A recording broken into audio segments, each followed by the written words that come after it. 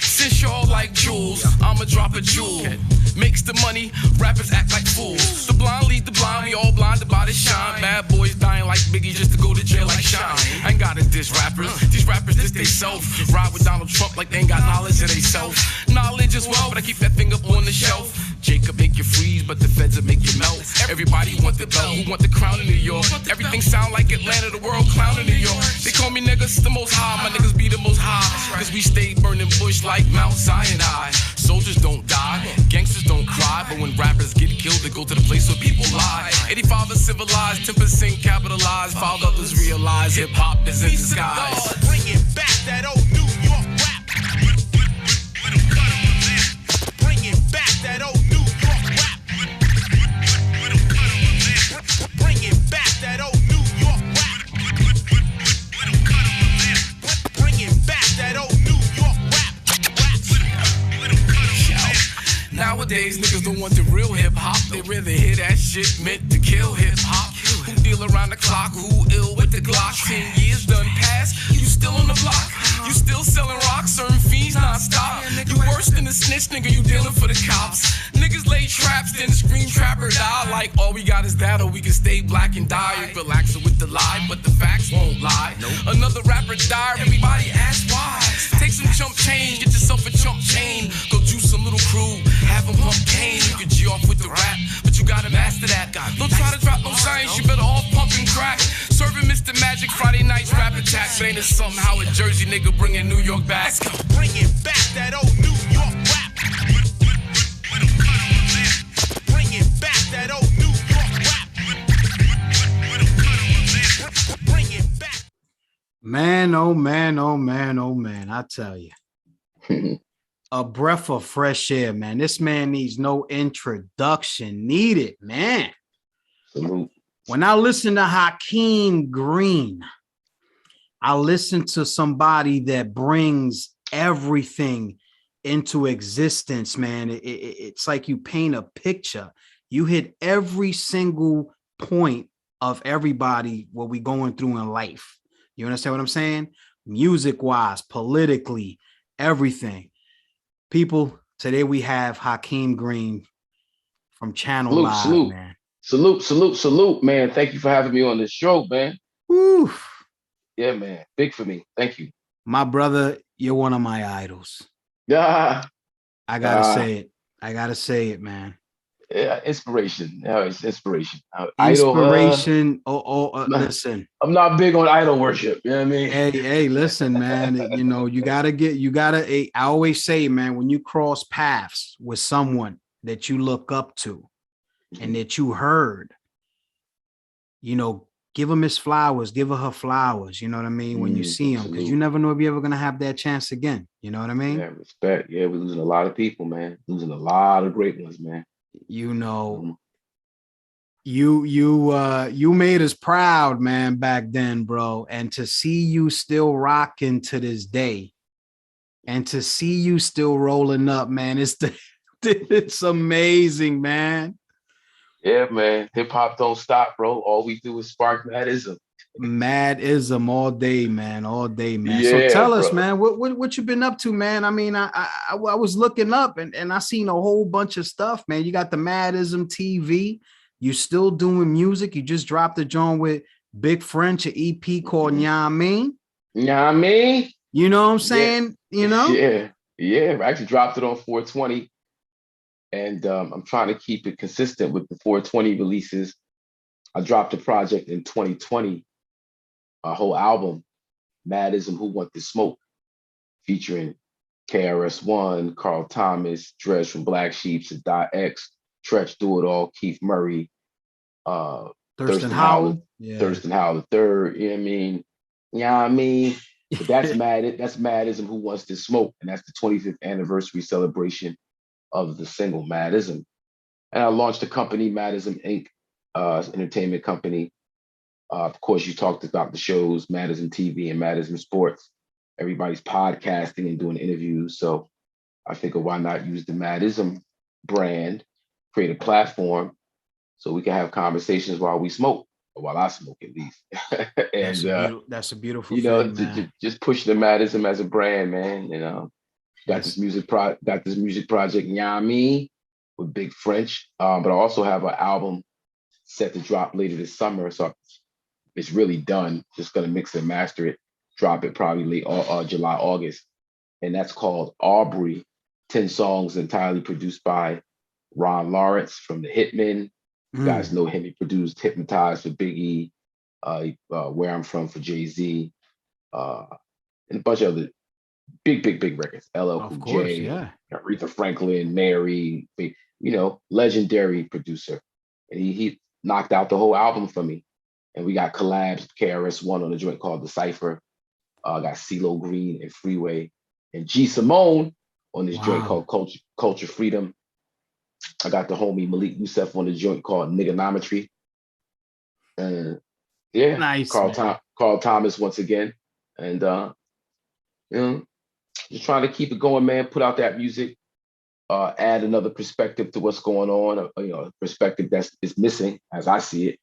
You know, and that's that foundational hip hop sound, that boom bap, where lyrics actually matter. We actually saying something, you know?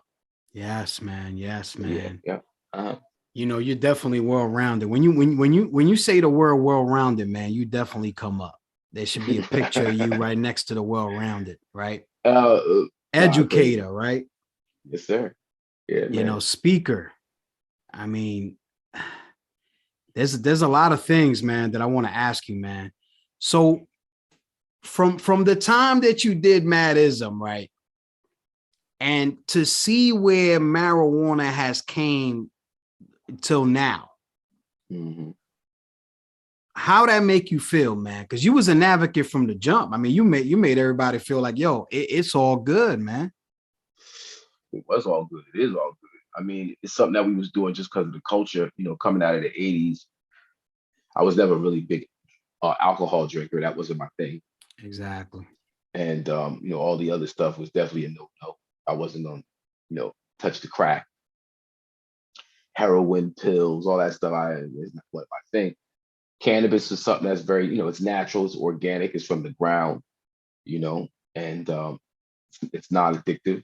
You know, I guess there's some, you know, what they say can be mentally addictive, but it's not physically addictive. You know, moderation with everything. All we do is spark Maddism, no doubt. But I take breaks. You know, yes. I work out during the day, so I'm chilling during the day while I work out. You know, try to keep my lungs clean. Yeah, you know? you need to. You got to. I'm all about the health and wellness. But where cannabis is at right now is a beautiful thing, man, because it's so, you know, in terms of industry and, you know, Black and brown people being able to build commerce around something that they naturally do, so culturally natural for us to deal with cannabis, for us to be able to eat off the proceeds, I think is a wonderful thing. I love what they're doing. Well, I'm hearing New York is doing some great things around social equity and making sure that, you know, folks who taking most of the lumps around this plant get some opportunities to make some money. A friend of mine just texted me this picture of somebody in Detroit who got a cannabis vending machine on the side of their house. Come on, man, you just raking in the dough, bro. That is crazy. That right there, that is crazy. Yeah, New Jersey, you know, has opened up. It's legal in New Jersey right now. So we're looking at ways to, you know, really build that program out. And down here in Florida, they got a medicinal program. So all around the country, you just see people embracing, you know, the ism, the mad-ism. That's right. And it's only right for me to stake my claim. So we created the brand Maddism, and I'm pushing Maddism. That's what we pushing. That's the only way to do it, man. You know what? It wouldn't have been right, man, if you wasn't doing that, man. You know what I'm saying? I'm an advocate myself. I use it for medical reasons, and it's changed my life.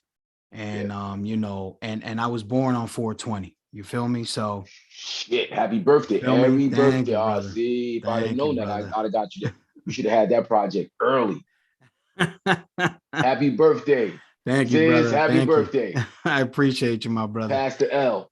Yeah, man. So, you know, that right there, brother. So I know, man, you know, heartedly, man. I know what's up with that. You know what I mean? Definitely, it made a change, man. So, how was it, man?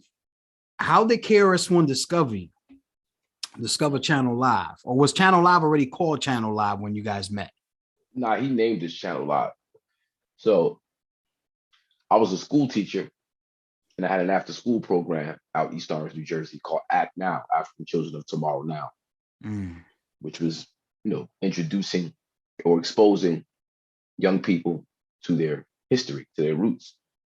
It showed them how powerful they've been, throughout history, just not about slavery. Tremendous, illustrious history. We just need to be exposed. So we started this class after school program. And part of what we were doing was taking these young folks to different lecturers, speakers, people who had the information. Go to Rutgers College, go to Montclair State, go to William Paterson, go to Ramapo, go to these different places to see the greats, Dr. Ben, John Henry Clark, Ivan Van Sertima, legends, talking about 13, 14, 15-year-olds sitting at the feet of the master teachers. And this is when KRS-One was doing human education against lies. Human education against lies. Talking about the master teacher. He had just dropped You Must Learn a few months before, and we had to go see Chris. So tracking him down at these different lectures, he got used to seeing my face, and then he eventually asked me to open up his lectures for him. Since I was an educator, he wanted me to talk about the school system from someone inside the actual system. Wow. I did that a few times, and he had no idea I was doing music. So, once that kind of kicked off, I hit him with the demo, and things kicked off. The rest is history. Rest is history. Yeah. Because KRS-One, man, he's heavy, man, with it, man. Like he don't co-sign anybody, man. Like he gotta really feel you on the you gotta be there, man. You gotta be there. I mean, we definitely came with that spit. We definitely was kicking the lyrics. But me being an educator, I think he kind of really related to that, being a teacher, him being the teacher, me being in the school system teaching, the music kind of reflected that level. So I think that's why he really fucked with us heavy because of that. That is phenomenal, man. That is phenomenal, man. So when all this was going on, right? What was taking place? Like, how was the sessions? How was the album coming about? Because when you dropped that Maddison, man, Video Music Box was playing it like crazy back then, man, on that job. Yeah. Oh yeah. So we had this demo, and it was 4 songs on the demo. One of the songs was called "The Blunt Is on Fire." The blunt is on fire. Quickly pass the lighter, let the Philly blunt burn. Burn, blunt, burn, burn. So the lyrics, the verses, it was like a running metaphor. So we had this whole concept, metaphorical concepts in a freestyle context. So it's like we listen to it, it sounds like we freestyling, but when you listen to it, the whole verse is metaphorically about something else. So we're not freestyling. But if you didn't know what we was talking about, you just think that we was freestyling. He was going off. Right. So in my verse, I was the weed. So every metaphor had to do with me with the weed. Tuffy was the blunt or the rap. So every verse had something to do with and then the third verse is what happens when you smoke it. Right. And then so Chris was like, nah, man, y'all gonna go over niggas' heads. Y'all need to dumb it down. Y'all too lyrical. Y'all too smart. Peep the side. KRS-One going, y'all too lyrical. Y'all gonna go over people's heads. Y'all need to dumb it down. So he fought with us. It was over like a few days. All right, listen, we're gonna redo the song, but I'm gonna hop on it with you. So he wrote his joint, went in the booth, and it was like the episode starts when I walk down the block. So it's like he's holding your hand. Like the episode starts, he grabs you by your hand and he walks you down the block. When I walk down the block, it reach in my pocket. Yo, where's my knot? It follows me into the spot compelling. Go check the dread. Yes, he's herb selling. Gate, I'm a potential felon. Is it real simple? I ain't telling. channel 1, 2. You can't get lost. Nah. You're gonna go right. He gonna take you to the weed spot, and you gonna go cop the weed, right? So wow. he's like, that's so. Me and Tuffy wrote our verses. We was trying to just write some old stupid shit. So he go, stop playing around. Just write it the way you want to write it. So I write my verse. I go in the booth to kick it. Now, when I go to kick my verse, like I'm swearing he's gonna kick me out the booth and tell me to rewrite my verse. Right. So I go spit my verse. I forget how it started, but in the middle of the verse is wake up in the morning, get with the yearning for herb. He turns the music off. Yo, you bugging, you wilding. I'm like, what, you don't like it? He was like it. That shit is hot. You need to start your verse with wake up in the morning with the yearning for herb.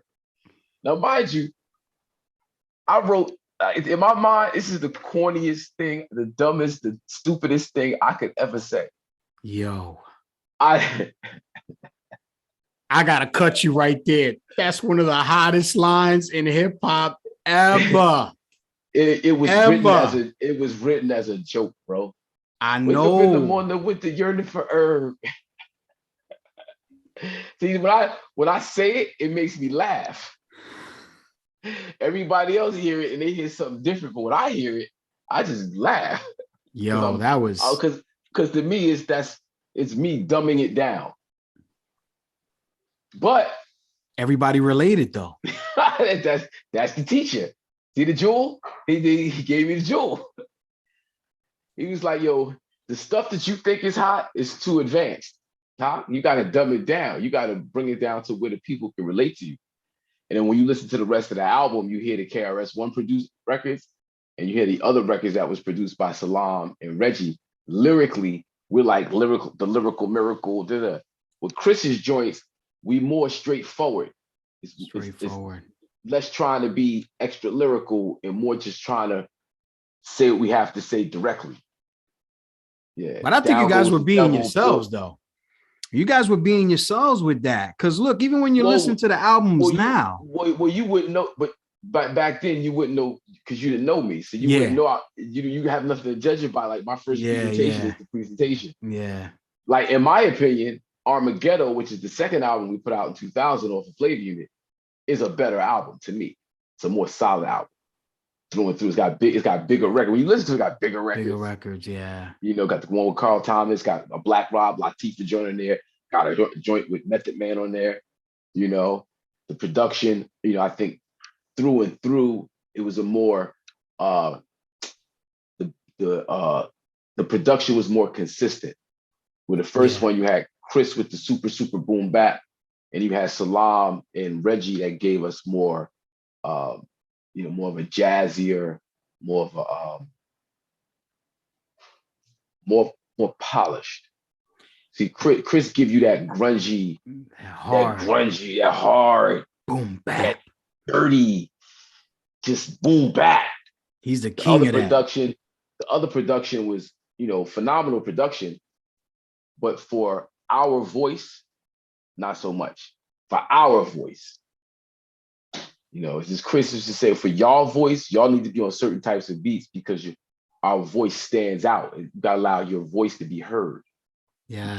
Don't drown you allow our voice to be heard, and it's a different thing. And I've learned that lesson, tried to really stick to more boom bap, stripped down, traditional sounding, like the New York rap record. Yeah. A straight jack of y'all slipping by KRS-ONE. Yeah. You took it there with the Nyamain though. You brought it back. You brought it back to the essence, man. Big French, man. His drums be knocking, bro. Yeah, he understood. He understood. Because I got the project with Ron Lawrence, and that project is really a tribute to foundational hip hop. So a lot of scratches, boom bap, samples, loops. You know what I mean? And having finished that joint, really, French was like, "Oh, so you trying to do like the I got a bunch of joints. It's just like old classic, classic loops." Classic that I loops. that I redid that when people hear me, they're gonna recognize, but it got a new sound. He made them brand new. He made them something else. He gave it his. So you got New York rap, you got Now and Then, Mm. got Love and Hip Hop, you got Son of God, and then you got Can I Eat? And they all take you back.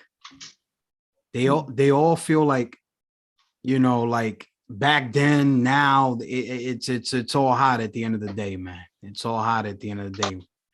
Yeah, when he told me about that, he was like, "Yo, check that joint out." I was like, "Damn, that is crazy." I said, Yeah. That was amazing. That was amazing. So I know we're gonna hear more from you guys too, right? You and French. Oh yeah, man. We actually he did a joint on the Maddison Who Want This Smoke, the Sweet Okay. Marijuana featuring Dredge from Black Sheep Okay. as Big French. You know what I mean? And I got an he's chefing up some new stuff for me right now. So yeah, we're gonna continue to work together for sure. Yeah, definitely, man. So are we ever gonna see another Channel Live joint, man? Nah, that's not gonna happen. That's not gonna happen. Mm-mm. Okay. Mm-mm. You still Just holding it down though, man. You still holding just it down. just Hakim from Channel Live. There you go. So it's actually always Channel Live. Yeah. Yeah. Yeah, it's always Channel Live. Just Always Channel Live. Definitely, Hakim from man. Channel Live. Hakeem from Channel Live, man. Mhm. So Maddism, that album was so big. Where did it take you? Where did you see yourself, like, knowing how big that record was getting? How I mean, fast was it for you? Nah, we wasn't prepared, bro. Like, in hindsight, it seemed like it took forever, but really it was pretty quick. Um, and just to be able to take it. Now you go in as MCs, you go in as artists, as entertainers, and you really don't understand the business side of it. So by the time you catch up on the business, the hit came and went. So to be able to really take advantage of how big the record was, we weren't able to. We didn't put our second project out until 2000, which is 5 years later.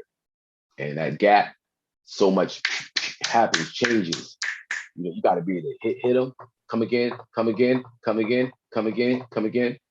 And the marketing and promotions, which is really where it's at. Like a hit ain't a hit until you get the marketing promotion right. The record sounds the way the record sounds, but if people don't hear it, it doesn't matter. So having the right marketing behind it, the right resources at radio, and then when you come in the game and you get that hit, you got to go up. You can't go back. You got to go up. You can't. It's very little to do with the sound of it. It's more so to do with the people in position to get it played, make sure you get the proper position on shelves, radio, so forth and so on. And when you lose that, if you can't keep up yourself, and we wasn't prepared to keep that up, But other things happen. So we started a company called IBC, Legal Broadcasting. I remember And IBC. IBC was actually myself, Tuffy to have a Channel Live, and video director Benny Boone. And we started a company, IBC, which that Armageddon album was an IBC/Flavor Unit album. Benny's first video as a video director was Wild Out 2K, the first single off our album. And we branched off. We did something different with IBC. We started another company called Gorilla Flicks, specifically on film, and we still had IBC. And then when Jay-Z went to Def Jam, the first artist he signed was Sam Scarfo, that was signed to IBC. It was the first signing at Def Jam was our artist, Sam Scarfo. But things happened, and that didn't really manifest what we wanted it to. Benny's career, kept going. I did a bunch of treatments. The Nas Got Yourself a Gun. I made the LL Cool J relationship happen, which gave us Paradise and Love You Better. I, brought the Nelly relationship to the table. And that's 7 videos, including Dilemma. 7 videos for Nelly and them. Did a bunch of other consulting work, and I was hustling weed at the same time. So I was Snoop's weed man, Lil Wayne's weed Wow, how man. about that? I had Bad Boy officers in the headlock, Def Jam in the headlock. I'm talking Murder Inc., Rockefeller, everybody. I had everybody in the headlock with the weed. So yeah, so you got to find other avenues You have to, man. you know what I mean. It's not just all about rocking the mic. And, I actually stopped. I actually retired in 2000, I know you did, yeah. 2001. After the Armageddon, I like fell all the way back into the management space, consulting. More the executive side, getting that off, and then picked up the mic. It's probably like 2006, 7. Started rhyming again. Okay. Yeah. So in the political side, right? Do you ever see yourself like doing that or No, anything I'm like not. that? No, No, that's not. because you're very vocal. I consult. I consult. I do a lot of stuff in North New Jersey, of course. Very supportive of the mayor there. Hold on one second. There we go. There you go. I'm very supportive of the mayor in Newark. Of course, Do It All from Lords of the Underground is running for West Ward City Council. That's my guy. Done a ton of work with. Yeah, consulting awesome. his nonprofit 211 Community Impact. I have a company called 24 Hours of Peace. I produce an annual peace festival in the city of Newark, New Jersey. We're like 12 years in. Wow. We do it 24 hours straight. We've done it twice on Broad and Market. Last year we did it on Broad and Market at KRS-ONE, Freeway, Beanie Siegel, P&B Rock, Jadakiss. We've had Naughty, Lords of the Underground, of course, DOS Effects, Smith and Wesson, Black Moon, Juice Crew All Stars, Talib Kweli, Kane, Fat Joe, Common, Savion Glover, Mr. C, Tony Touch. Like, it's a big event. Wow. Every year, the city of Newark looks forward to 24 Hours of Peace. And, that's me supporting my friends and allies in politics. But me being a politician, I'm good on that. Hey, man, listen, that's amazing, though, man, because you've always had that about you, man. You was always, very vocal, talking and carrying yourself a certain way, man, where people actually listen to you. You know what I mean? So that's a blessing, man. That's definitely a blessing for you to be able to do that. And it's amazing to still see you, here, right? Doing good, healthy, still doing the mic, still doing everything else, pushing it, just pushing it, man. Pushing it. Thank you. And that's awesome, man. That's definitely awesome, man. So you said you're gonna put out a new album in the near future, in the summer. Aubrey. You're gonna be putting out Aubrey. So any shows or anything that you're gonna be doing? Any tours or anything like that? Right now, nothing's on the schedule. Trying to make it pop. KRS-ONE is out there, so I've been doing some stuff with him. But right now, I'm just pushing that music, bro. Just pushing that music. Every Thursday, I'm on Maddison Sports on the Maddison TV platform, Facebook, YouTube. Yeah, I'll be checking that out, man. I'm definitely checking that out. And in the Maddison TV, where I do one-on-one interviews, just like this right here. I got Mr. C coming up next week. Nice. And try and Miss Toy on Sunday. West Coast legend Miss Toy. Okay. So what you do it like twice a week or? Well, definitely we do the sports show every week. I'm gonna take a little hiatus over the summer, and then start back up when football season kicks off. Nice. But that's every week. Every week, okay. And then depending on scheduling, guest availability, I'll do maybe 3 or 4 one-on-ones during the course of a month. When I can catch it. But I'm gonna start because I started the show, during the pandemic. Yeah. So it's one like Zoom. Well, actually, I use StreamYard to do my interviews. But now that we outside, I'll be doing stuff on the platform, live and direct on location. Yeah. So folks can do it like that. That's what people want to do now. Yeah, definitely. That's what I'm going to be doing, transitioning Yeah. into that. There's people outside again. You know what I mean? We outside. Yeah. Yeah. So here's one question that I wanted to ask you, right? Okay. Were you there when KRS-One slammed PM Dawn? No, I was not there. Actually, I didn't know KRS-One at the time. I had no relationship with them at the time, and I can't even remember where I might have been on the road because I was I got into the culture really like as a dancer, as a like scuba scrap background dancer, running man, all that, flips Okay. and then I'm from Jersey, so house music is real big. So dancing in circle ciphers on the house music tip, you talking about 86, 87, 88. That Like was jamming back then, man. I was the man. Like I did my thing. And the matter of fact, there's a video. If you go to YouTube and put in Hakim Green Kilimanjaro's dance contest, I'm in there, and you'll see how I was bringing the fire. This is like that was like 1991, 92, something like nice. that. Right. So I forgot how I even brought that up. The whole dancing thing. We were talking about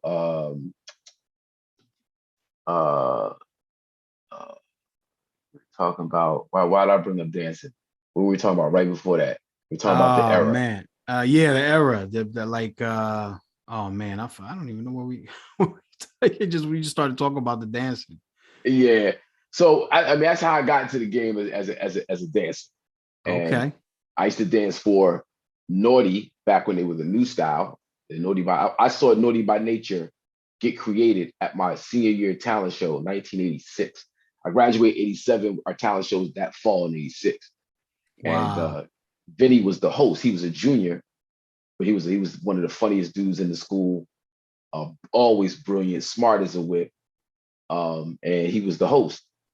I was in the talent show lip syncing the Beastie Boys. It was me, my boy Rodney, and my boy Frank. And we went out as the Beastie Boys. Piece of history for you. Wow. And then after we performed, maybe like two or three acts later, you had the new style, which was KG and Tretch. They come out, the system goes left. The system blacks out.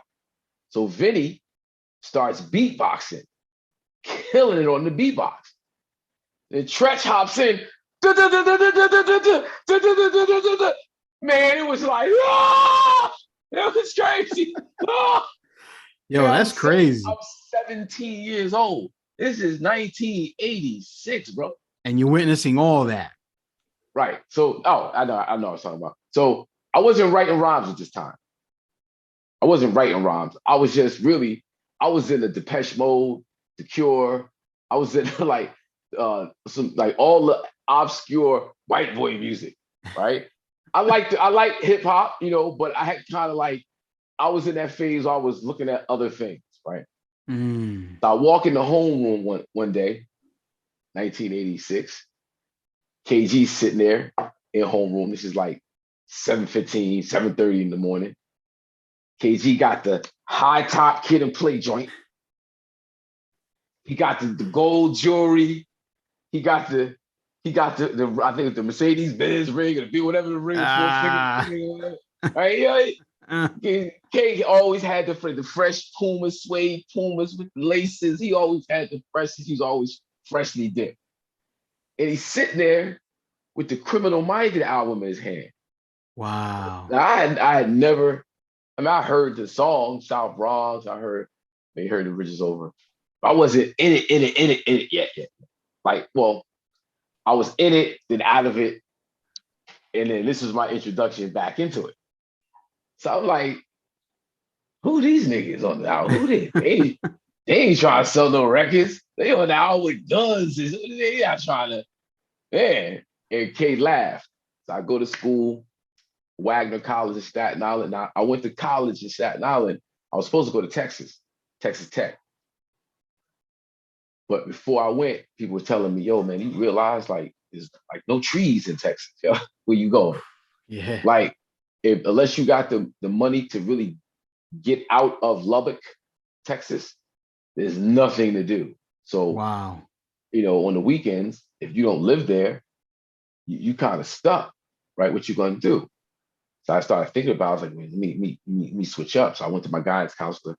He was like, yo, I think I made a bad decision. I want to switch schools. He was like, well, where do you want to go? I said, I want to stay local. He said, how about Staten Island, New York?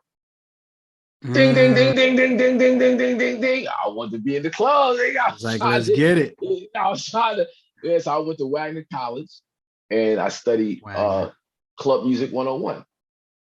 And I started dancing for this one of the students there, Nicole, rest in peace. She had a deal at Sleeping Bag Records. Had a little dance single called Happiness. So she needed some dancers. And since I was so thorough on the campus with my steps, I was going to Studio 54, Palladium, Roseland, every week. Every week I was up in the spot every week. That is amazing. 1986, 1987, 1988, 1989, 90, 91, 92, 93, 94, 95, 96, 97, 97. I'm talking about until 2000, basically like 2000, up until like 2006, 7. From like 86 to 2006, I was in the clubs. Just living in there, getting it in. Man, I think about it, like I was in the clubs. First, as a dancer, then as an artist, then as a promoter. That's awesome, man. That is cultural awesome. Influencer, XYZ. That is awesome. So going back to Naughty. So I'm on the road in Texas as a dancer. We're sitting in limo and we hear OPP come on the radio for the first time.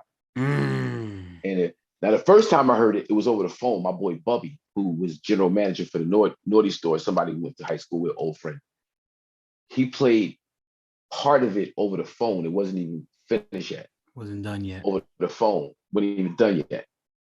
And then months later, I'm in Texas, sitting limousine, waiting to go inside the venue as a dancer, mind you. And I hear OPP. And it blew my mind, bro.